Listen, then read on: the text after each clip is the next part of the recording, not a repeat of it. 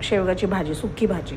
त्यासाठी लागणारं भाजलेले शेंगदाणे घेतलेत, कोथिंबीर, पुदिना घेतला आहे, ह्याच्याने छान टेस्ट येईल. थोडासा पुदिना घेतला आहे, अद्रक, लसूण. हे सगळं आपण वाटणार आहोत बिना पाण्याचं. ठीक आहे. फोडणीसाठी आपल्याला लागणार आहे कांदा, टमाटा, कढीपत्ता, कोथिंबीर. स्टार्ट करूया. सर्वात आधी आपण वाटण बनवून घेऊया. शेंगदाणे, लसूण, कोथिंबीर, कढीपत्ता, अद्रक आपण वाटून घेऊया बिना पाण्याचं. वाटण आपलं रेडी झालं आहे. आपण आता फोडणीची तयारी करू. तेल घेतलं आहे मी. तेलात टाकायचं जिरे तेल तडतडले की त्यात टाकायचं कांदा, टमाटा. फोडणीमध्ये मी टाकला आहे कढीपत्ता, कांदा आणि जिरे. आता टाकला आहे टमाटा.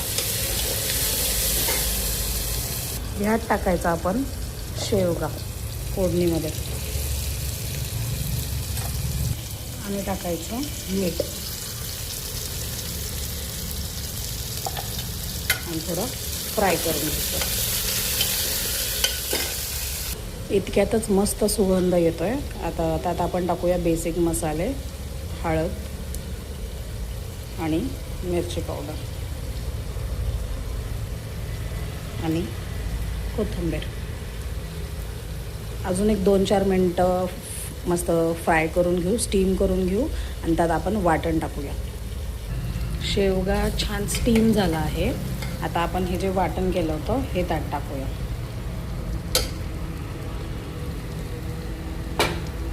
वाटण टाकलंय मी. आता एकदा छान फ्राय करते.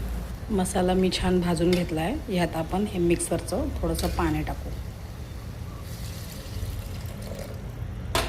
जास्त पाणी टाकायचं नाही कारण आपल्याला शेवगाची सुकी भाजी बनवायची आहे डब्यासाठी. मी ह्याचं झाकण लावलं आहे. 10 मिनटं आपण बारीक गॅसवर ठेवू जेणेकरून शेवगाच्या शेंगा आपल्या शिजतील.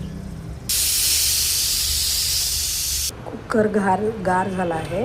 आपण भाजी बघूया. काय मस्त झाली आहे. सुगंध पण छान येतो.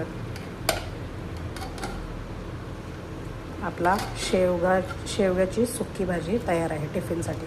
म्हणजे थोडी थिक आहे, थोडी पातळ पण नाही. मस्त टेस्ट झाली आहे. तुम्ही ट्राय करा. थँक्यू.